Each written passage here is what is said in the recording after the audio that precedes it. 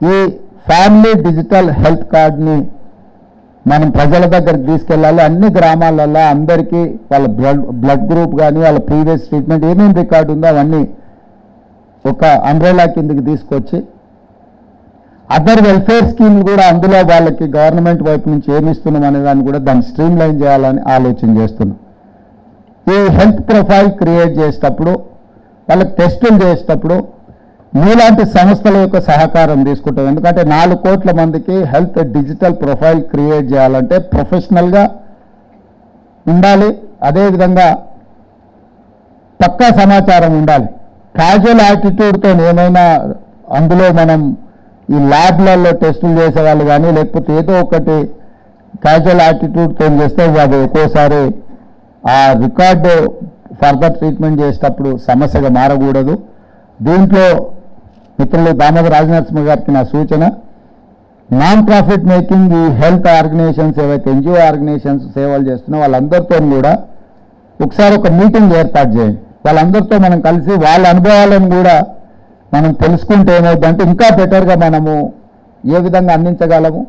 Plus వాళ్ళని involve చేసి area wise వాళ్ళకు ఒక ఏరియాని వాళ్ళకి అప్పచెప్తే ఆ ఏరియాలో ఆ ట్రీట్మెంట్ చేయడానికి కానీ మన దగ్గర ఉన్న ప్రైమరీ హెల్త్ సెంటర్స్ లేకపోతే ఏరియా హెల్త్ సెంటర్స్లో వాళ్ళు ఎస్టాబ్లిష్మెంట్ చేసి అక్కడ ఒక ఎక్విప్మెంట్ లేకపోతే అక్కడ టెస్టులు చేయగలిగిన అవకాశం ఏమున్నది అనేది కూడా అన్ని రకాలుగా టెస్టులు చేసే దాంట్లో వీళ్ళ సపోర్ట్ తీసుకుంటే మనం వీలైనంత తక్కువ సమయంలో ఎక్కువగా పక్కా సమాచారాన్ని సేకరించడానికి అవకాశం ఉంటుంది. కాబట్టి ఇంపార్టెంట్ ఎన్జిఓ ఆర్గనైజేషన్స్ వాళ్ళు నాన్ ప్రాఫిట్ దీంట్లో పనిచేస్తున్న వాళ్ళందరితోని రాష్ట్ర ప్రభుత్వానికి ఒక సమావేశాన్ని ఏర్పాటు చేయండి.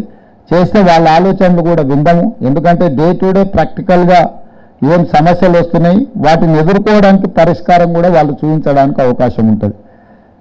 As a political executive policy decision చేయడమే మేము చేయగలం. ఆ పాలసీని ఇంప్లిమెంట్ చేయాలి, కింద సామాన్యులకు లబ్ధి చేకూరాలి అంటే మీలాకటి వాళ్ళందరి సహకారం ఉండాలి. అప్పుడే మేము అనుకున్న విధానం పేద ప్రజలకు చేరుతుంది. డెఫినెట్గా తొందరలోనే ఆ అంశాలను అన్నిటిని కూడా ఒక చిన్న సెమినార్ లాగానో లేకపోతే ఒక మీటింగ్ ఏదైనా ఆర్గనైజ్ చేస్తాం. దానికి దుర్గాబాయి దేశ్ముఖ్ సంబంధించిన ప్రతినిధులు కూడా అక్కడికి రావాలని ఈ రాష్ట్ర ప్రభుత్వం చేపడుతున్న కార్యక్రమంలో మీరు క్రియాశీలక పాత్ర పోషించాలనేది నా సూచన. ఇక రెండవది ఎస్వీ రావు గారు చార్టెడ్ అకౌంటెంట్గా అన్నీ ఆయన మెటిక్యులస్గా ఆయన క్యాలిక్యులేట్ చేసి లైన్ అండ్ లెంత్ చూసుకొని వారు ప్రపోజల్ ఇచ్చారు. మీ బిల్డింగ్ ఏదైతే ట్యాక్సెస్ ఇష్యూస్లో కానీ లేకపోతే బిల్డింగ్ వైడనింగ్లో అడిషనల్ బిల్డింగ్ అలాట్మెంట్ కానీ స్పోర్ట్స్ స్కూల్ గురించి కానీ వారు వెరీ క్యాలిక్యులేటెడ్గా యాన్యువల్ రిపోర్ట్ సబ్మిట్ చేసినట్టుగా చాలా సింపుల్గా 1, 2, 3 వారు ఇచ్చిండ్రు. డెఫినెట్గా వారు ఏవైతే అంశాలు నా దృష్టికి తీసుకొచ్చిండ్రో మా అధికారులకు చెప్పినా నోట్ చేసుకున్నారు. డెఫినెట్గా ఇలాంటి సంస్థలను ప్రోత్సహించడానికి మా రాష్ట్ర ప్రభుత్వం ఉన్నది.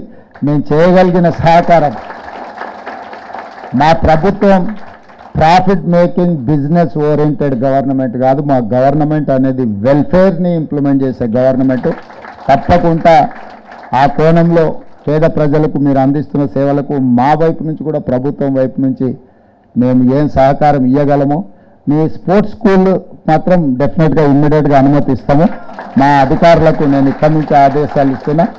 మిగతా 2 I have to examine, I have to take other complications also. ఎందుకంటే మిగతా వైపు నుంచి ఎట్లాంటివి ఉన్నాయి, ఏం చేయగలము, ఫైనాన్షియల్ ఇంపాక్ట్ గురించి నేను ఆలోచన చేయడం లేదు. ఓన్లీ థింగ్ ఇస్ అడ్మినిస్ట్రేటివ్ ఇష్యూస్లో వచ్చే ఏమన్నా అదర్ కాంప్లికేషన్స్ ఏమన్నా ఉన్నాయో చూస్తాను. డెఫినెట్గా మా విశ్వవిద్యాలయం మీ ఆంధ్రమహిళా సభ కానుకొని ఉన్న బిల్డింగ్ ఒకవేళ ఇప్పుడు మేము వాడుతున్నామా లేదా ఒకసారి రిపోర్ట్ తెప్పించుకొని ఏమాత్రం అవకాశం ఉన్నా మీ 3 ప్రతిపాదనలు ప్రభుత్వం నిశ్చితంగా పరిశీలిస్తుంది.